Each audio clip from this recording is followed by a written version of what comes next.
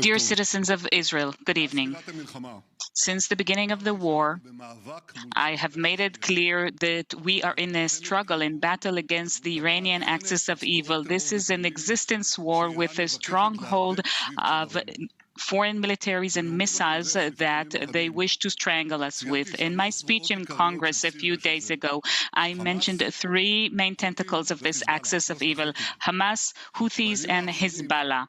The three H's. Over the past few days, we have given a very strong blow to two of them. 3 weeks ago, we attacked the Chief of General Staff of Hamas, Mohammed Deif, and then 2 weeks ago, we had an Air Force strike in Yemen, which is a very far target. And yesterday, we targeted Fouad Shukr, the General Staff of the Military Chief of General Staff of Hamas. I'd like to thank the IDF, the Shin Bet, the Intel Directorate, and the Air Force, and all security branches on very precise execution in three different fronts. Muhsan was the person directly in charge of the massacre of our children in Majd al-Shams. He was responsible for the murder of many other Israelis. He was responsible for the incessant attack on our people in the north over the past 9 months of war. He was one of the most wanted terrorists in the world. There was a prize by the U.S. for $5 million, and there's a reason for that prize. He was involved in the murder of 241 American soldiers and 58 French soldiers in Beirut in '83. He was a main element in the connection between Iran and Hezbollah. He was in charge of the entire missile operations of Hezbollah. A few days ago, as I visited that terrible site of massacre in Majd al-Shams, I saw the terrible sorrow and grief of the families, and I said to the Druze, we are brothers and sisters. We have a bond of life, and this bond becomes even stronger in such days of grief.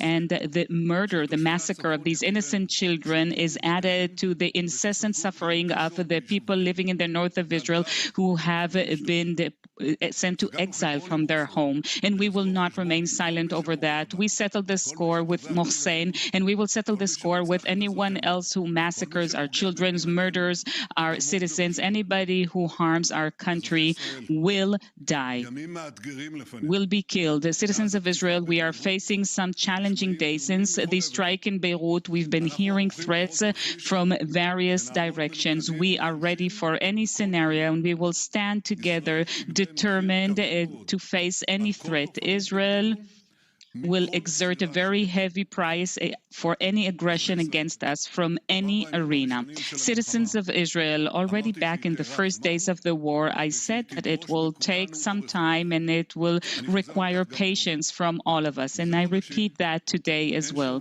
For months now, every week, people tell me, both in and outside of Israel, finish the war, because we've exhausted whatever we can achieve, and it's impossible to win the war. But I did not give in to these voices then, and I do not give in to them today as well. Had we given in to these pressures, we would not have killed the heads of Hamas and thousands of terrorists. We wouldn't have destroyed the terrorist infrastructure and underground infrastructure of Hamas. We wouldn't have taken over the Philadelphia corridor and the Rafah crossing, which is the conduit of oxygen for Hamas, allowing them to recover. And we wouldn't have come closer to conditions that can bring back both the hostages and make it possible to achieve all the goals of the war, to bring back all the hostages, to eliminate both the government and military capacities of Hamas, and make sure that Gaza no longer poses a threat over Israel, and to bring back Israelis both in the south and in the north of Israel safely back to their homes. We've achieved all that over the past few months because we did not surrender, because we have reached some very brave decisions despite very heavy pressures from within and from without, and it wasn't easy. I had to push back against so many pressures, but we've achieved that because our soldiers, both the reservists and in the conscript army, in the IDF, in the military, in the Shin Bet, they do not give in. They fight like lions. They are determined to win. And together with all Israelis, I support them with great support and faith in how just we are. We, of course, do not forget for 1 minute the bereaved family who have lost their precious loved ones, the families of the hostages who are yearning for the return of their loved ones, and the families of those who were injured in battle and are now fighting to recover. Thanks to them and thanks to all of you, citizens of Israel, we will fight together, and God willing, we will win together.